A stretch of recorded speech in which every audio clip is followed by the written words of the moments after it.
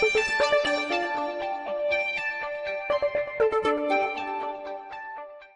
hi, and welcome to Political Quickie, your political show that subjectively discusses current affairs in South Africa and all around the world. My name is Mapasika Murwa.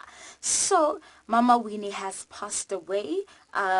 She was struggling with diabetes and she complained of flu, and that's when she was taken to hospital during the Easter weekend, and she passed away yesterday. So this person was phenomenal. She was amazing. She was a revolutionary. She, was at the core of the liberation struggle.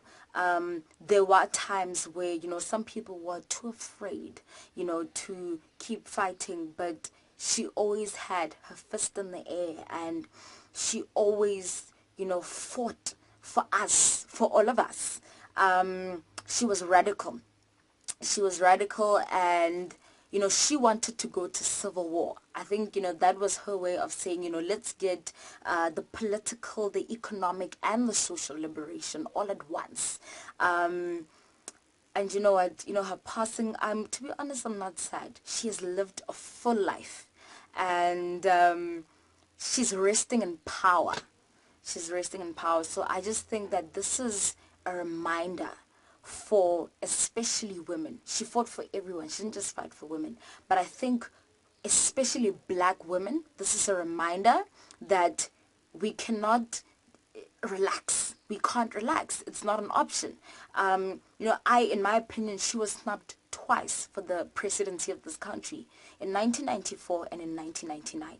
So if patriarchy can put a halt or minimize someone's contribution to the liberation struggle just because she's a female, then we need to understand that we need to keep fighting. The struggle is not over. Right now we're fighting for, economic emancipation. The rights of women are always put in the backseat. Liberation struggle, women's rights are in the backseat. Economic struggle, women's rights are in the backseat again.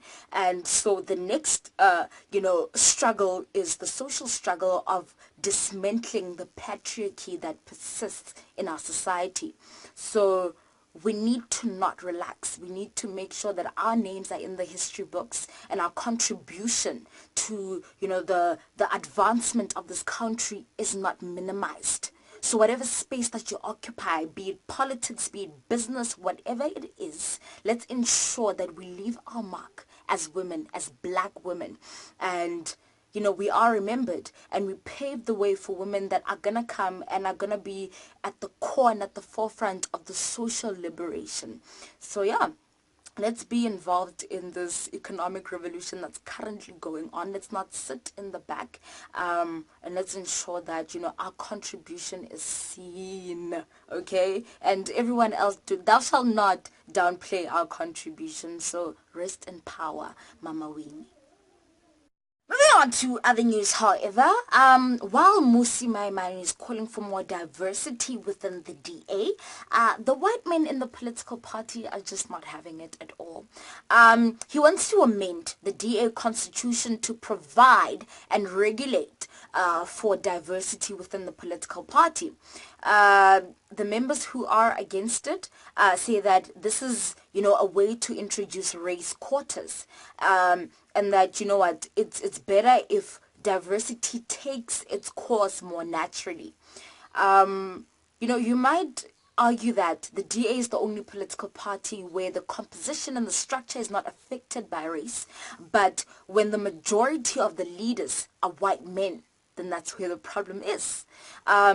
Diversity has to be regulated, just as, gender equality has to be regulated. You look at the ANC, NEC, and how there's only one woman. If they had policies to ensure gender equality in their political party, maybe the structure would be different.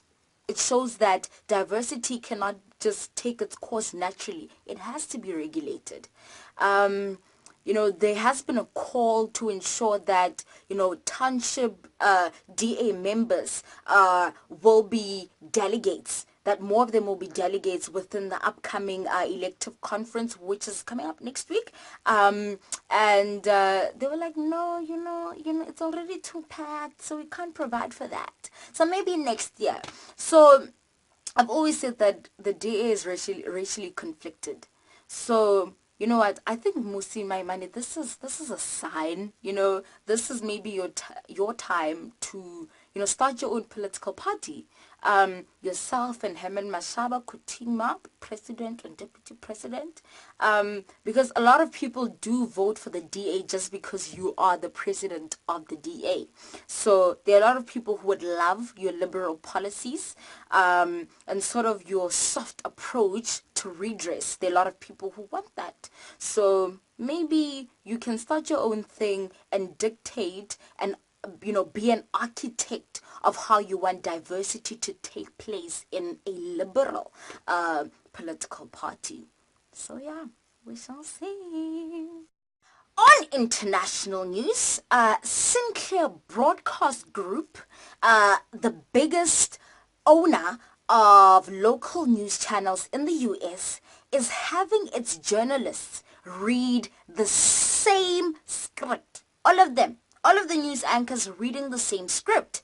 And the narrative is that national media, that is CNN, CBS, NBC, hey, are reporting fake news. Yes. So I know that narrative sounds familiar because it's Donald Trump's narrative. Yes. So this broadcast group had an agreement during the 2016 election to report Donald Trump's speeches and rallies without commentary.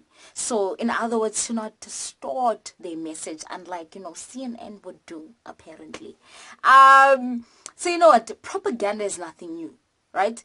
But on this level, when these news anchors are constantly having to read the script over and over and over again, in the bias of Donald Trump's administration, is absolutely disgusting. So they will be striking on the 15th of May, and they are organizing a strike to be like, no, we can't do this. And people are being called to boycott these news channels. So, like, we know that all news channels are subjective. Like, the whole media is objective. It's a lie. It's a lie. There's always an agenda. I mean, you look at the difference in reporting and the difference in the angles of reporting these stories, and you see how subjective media is. But this is a new law, even for Donald Trump. Having news anchors read an identical script. How do you do that? I don't understand. It's disgusting. It's disgusting. Anyways, I love you guys. Use your talents to serve humanity. I will see you next week. And by the way, this is the second last episode of the season. So it's episode 19 of season 3. So then after next week, I'm going to be taking a 2-week break. Well deserved after 5 months of non-stop. So yeah. I love you guys, and I'll see you next week. Goodbye.